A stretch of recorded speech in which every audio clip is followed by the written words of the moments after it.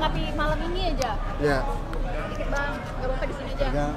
Ada yang backup katanya. Bang, gimana Bang malam ini? Ya, saya kan lain? saya baru ketemu Pak Jokowi itu Selasa lalu, ya. Selasa kemarin berarti persis minggu ya. Dan alhamdulillah Pak Jokowi sehat dan kalau bisa saya bilang 90% pulih kesehatannya dan lain sebagainya. Lalu kemudian ya Pak Jokowi itu mengatakan ada yang backup itu melihat lamanya gugatan ini mulai, kalau kita mau jujur sebenarnya 2017 sudah ada kan.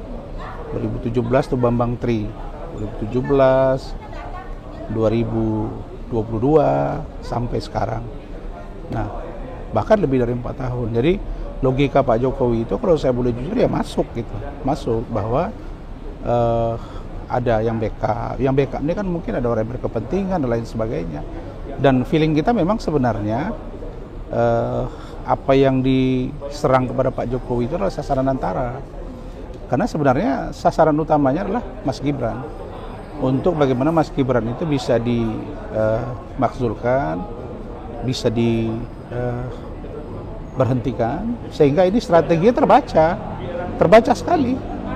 Nah, kenapa terbaca? Ya buktinya sekarang Mas Gibran digugat di PN Jakarta Pusat. Setelah itu, ketika melihat bahwa ada proses laporan Pak Jokowi yang sudah naik sidik di Polda Metro dan dumas mereka dan atau laporan mereka di Bareskrim dihentikan karena dinyatakan oleh Bareskrim identik ijazah Pak Jokowi dengan ijazah yang lain yang dikeluarkan oleh Gajah Mada, ditambah lagi keterangan rektor, wakil rektor dan lain sebagainya menyatakan bahwa Pak Jokowi adalah mahasiswa mereka yang merupakan alumninya, maka sebenarnya nggak ada lagi yang perlu dipersoalkan di ijazah ini. Makanya saya melihat bahwa ini ada upaya banyak pihak untuk bagaimana supaya Pak Jokowi bisa diganggu psikisnya, kemudian mengarah kepada Mas Gibran.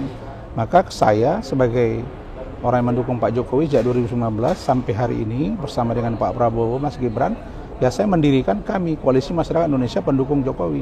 Dan malam ini kita tampil perdana bahwa kita tidak akan pernah redup.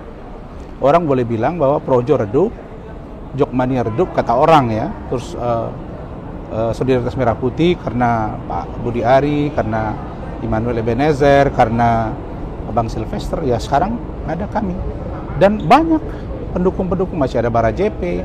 Nah, jadi kami sekarang berprinsip bagaimana supaya Polda Metro mempercepat kepastian hukum. Kalau memang itu TSK, ya TSK kan. Kalau memang tidak, ya kasih kepastian hukum. Tapi saya yakin dalam minggu ini atau paling lama minggu depan akan ada. Meskipun tidak langsung 12 orang, mungkin beberapa orang, kira-kira gitu. Tadi dari Pak Roy Suryo sendiri bilang aneh kalau dia akan dijadikan tersangka. Gimana Bang? Ya, itu kan Pak Jokowi ngomong begini ke saya ya. Saya kan ketemu lebih kurang 30 menit di kediaman beliau langsung. Saya terima kasih ya sudah ketemu beliau. Bahwa Pak Jokowi mengatakan saya tidak melaporkan orangnya. Saya melaporkan peristiwanya. Jadi peristiwa itu nanti dalam pengembangan kepolisian. Ya kalau kepolisian melihat ada beberapa orang yang mengunggah, membuat pernyataan lain sebagainya, itu yang dikembangkan, dikemas, sehingga menjadi sebuah hasil gelar yang pada akhirnya bisa nanti menunjuk bahwa oh ini pelakunya gitu. Ya saya kira tidak lama lagi ya, karena begini, berbahaya sekali loh. Mantan pemimpin bangsa kita diolok-olok, dan sekarang pemimpin bangsa, wakil presiden kan orang nomor 2 ya, diolok-olok. Saya sedih ya, walaupun ya dengan wayang, dengan baju pakai dasi SD, mengolok-olok. Kita yang ngomong pendukung Pak Jokowi ini diteriakin. Saya kira ini kan debat ini di situ adalah debat intelek di media televisi, bukan debat kusir. Jadi ini bukan pasar ya. Jadi saya kira makanya saya menempatkan diri sekarang berbeda, karena saya tidak dalam rangka membela kepentingan klien, tapi saya sebagai ketua umum sebuah organisasi yang saya sebut dengan Kami Jokowi, untuk bagaimana memberi informasi berimbang, pembelaan hukum yang berimbang, pembelaan opini publik yang berimbang, dan kalau diperlukan supervisi karena kami berlatar belakang hukum, ada juga politisi, ada juga pengusaha dan lain sebagainya, maka kita akan memberikan sesuai dengan apa yang mampu kita lakukan. Gitu. Oke, cukup. Untuk Gibran sendiri sampai maksudnya diungkit-ungkit segala macam sampai ke sini, ke Singapura dicari tahu. Iya, makanya tadi saya bilang begini. Syarat orang menjadi wapres atau presiden itu kan SMA. Kalau memang sudah dikti mengeluarkan disetarakan dengan SMA, terus problemnya apa? KPU, didesak KPU supaya KPU tidak membuat ini menjadi data pribadi atau data yang tidak boleh diungkap. Sekarang udah KPU bilang oke, tapi ingat harus dengan aturan. Salah satunya izin dari si pemilik ijazah. Nggak boleh dengan serta-merta begitu. Gitu, oke? Oh, jadi Abang melihat atau membaca dengan laporan Jokowi, pihak Roy Suryo kegelisahan dong Bang. Makanya dia mengalihkan. Ya justru kegelisahan karena memang ini berat urusannya. Kenapa? Karena ya saya kalau mau jujur ya, Bambang Tri harusnya itu dimasuk lagi karena dia pembebasan bersyarat. Dia lakukan yang seperti tadi. Bahaya itu. Dia mau fitnah lagi loh, fitnah lagi. Nah, Roy Suryo juga fitnah lagi. Wah, ngeri itu. Makanya saya senyum saja. Mungkin malam ini kan penampilan saya berbeda kalau Anda tonton. Saya lebih smooth, saya lebih wise, saya melihat saja. Cuma dalam hati saya, iya betul. Saya melihat bahwa saya menghadapi orang yang tidak intelek. Sementara di hadapan saya mantan menteri, doktor, ada yang dari luar, ada yang tidak. Nah, Roy Suryo kan bukan lulusan luar. Makanya saya tanya, kalau saya lulusan luar, ada penyetaraan. Nah itu tadi, makanya saya ingin agar semua kita sebagai anak bangsa, tolonglah saling menghargai. Pemimpinmu hargai karena itu adalah bahagian dari monumental bangsamu.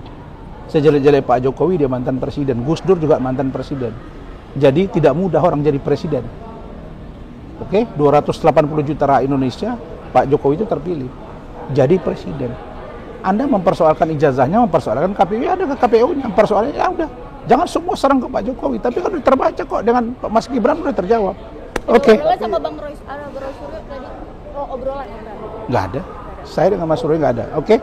Bang, tapi Thank you. mungkin Abang sebagai ketua kami pembelaan terhadap yang ijazahnya di setara SMA, ijazah Gibran itu gimana sih Bang? Kan ada langkah-langkah. Nggak apa-apa. Kalau dia penyetaraan tuh nggak ada masalah. Biasa penyetaraan. Kan SMA. Kecuali disetarakan dengan SMP, baru dia melanggar. Ini penyetaraan SMA kan boleh. Sekarang menjadi kepala daerah itu atau menjadi presiden wakil presiden itu SMA. Terus apa masalah? Oh, mereka bilang ini hanya kursus, itu urusan lain lagi nanti. Nah ya, itu urusan yang lain. Tapi sepanjang dia bisa disetarakan dengan SMA atau SMK, maka boleh menjadi calon wakil presiden. Clear? Oke, thank you.